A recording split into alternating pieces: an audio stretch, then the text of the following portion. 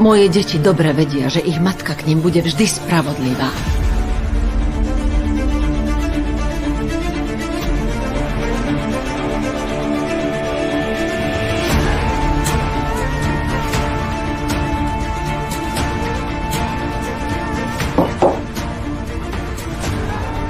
Deti, ja vás troch nikdy neprestanem chrániť.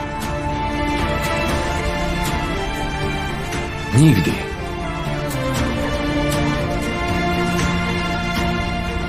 A môžete mi veriť, že tak to bude vždy.